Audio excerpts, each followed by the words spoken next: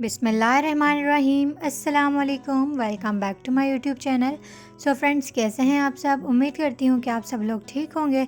आज मैं आप लोगों के साथ स्पेशल चने की दाल की रेसिपी शेयर कर रही हूँ, जो कि बहुत ही ज़्यादा टेस्टी बनती है। आप लोग मेरी रेसिपी से ज़रूर ट्राई कीजिएगा। इंशाल्लाह आप लोगों को ये रेसिपी बहुत पसंद आने वाली है।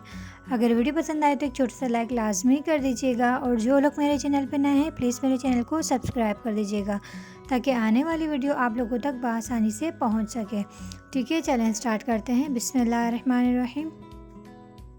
यहाँ पर आप लोग देख सकते हैं मैंने एक पाव जो है वो चने की दाल ली है। चने की दाल को मैंने अच्छी तरीके से वॉश करके 2 घंटे के लिए इसे सॉक करके रख दिया था, और यहाँ पर 2 घंटे हो चुके हैं। यहाँ पर हम चने की दाल को बॉईल करके नहीं बनाएंगे, हम ये बगैर बॉईल करके बनाएंगे। ठीक है, आपने 2 से 3 टेबल स्पून इसके अंदर ऑयल ऐड कर देना है। फिर आपने इसके अंदर जो है 2 से 3 मीडियम साइज़ की अनियन बारीक बारीक चॉप करके इसके अंदर ऐड कर देना है। अच्छा, ऑयल को गर्म होने के बाद फिर आपने इसके अंदर अनियन ऐड करनी है। ठीक है, ये बहुत ही ज़्यादा टेस्टी बनती है। आप लोग मेरी रेसिपी से ज़रूर ट्राई कीजिएगा, और ये दाल वाइट राइस के साथ तो बहुत ही ज़्यादा मज़े की लगती है। ठीक है, आपने अनियन को जो है वो लाइट ब्राउन कर लेना है, और यहाँ पर अनियन जो है वो लाइट ब्राउन हो चुके हैं, ये देख सकते हैं आप लोग। फिर आपने इसके अंदर जो है 2 टेबल स्पून लहसुन अदरक का पेस्ट ऐड कर देना है। ये देखें,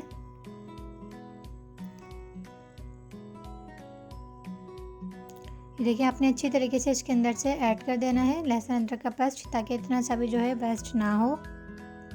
फिर आपने इसके अंदर 1 टेबल स्पून लाल मिर्च का पाउडर ऐड करना है। 2 टेबल स्पून आपने इसके अंदर धनिया पाउडर ऐड करना है।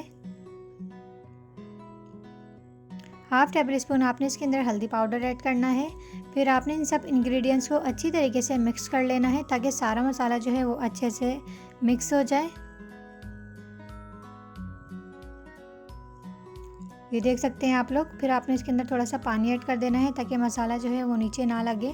और मसाले को जो है आपने 1 से 2 मिनट के लिए रोस्ट कर लेना है। उसके बाद आपने इसके अंदर सॉल्ट ऐड कर देना है। सॉल्ट आपने हस्बे ज़रूरत ऐड करना है इसके अंदर। ठीक है, उसके बाद आपने 2 से 3 मीडियम साइज़ के आपने टमाटर लेने हैं, उसे आपने पील करके ये देखें इस तरीके से बिल्कुल बारीक बारीक आपने इसके अंदर कटिंग करके ऐड कर देना है।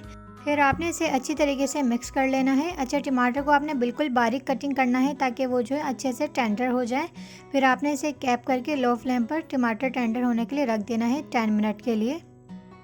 और यहाँ पर आप लोग देख सकते हैं 10 मिनट हो चुके हैं, और यहाँ पर हमारे टमाटर अच्छे से जो है वो टेंडर भी हो चुके हैं माशाल्लाह से। ये देख सकते हैं आप लोग, बिल्कुल भी टमाटर नहीं दिख रहे हैं। फिर आपने थोड़ा सा स्पून की मदद से जो है इस तरीके से टमाटर को पीस लेना है। उसके बाद आपने इसके अंदर हाफ टी स्पून पिसा हुआ गरम मसाला ऐड कर देना है। उसके बाद आपने इसे अच्छे से मिक्स कर लेना है। मसाला जो है वो अच्छे से रोस्ट हो चुका है, ऑयल भी सेपरेट हो चुका है। फिर आपने जो सॉक की हुई दाल थी वो आपने इसके अंदर ऐड कर देनी है। अच्छा, आपने दाल को 2 घंटे सॉक करके रखना है, ताकि दाल जो है वो अच्छे से सॉक हो जाए, और टेंडर भी फिर ये जल्दी हो जाएगी। ठीक है ना। उसके बाद आपने इसे अच्छे से जो है वो मिक्स कर लेना है।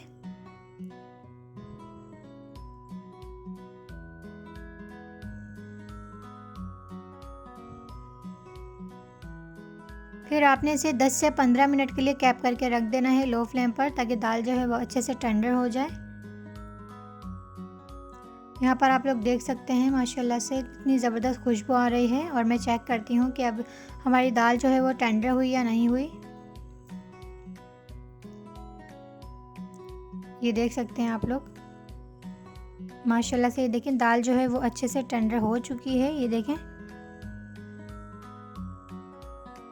और फिर आपने इसे अच्छे से मिक्स कर लेना है,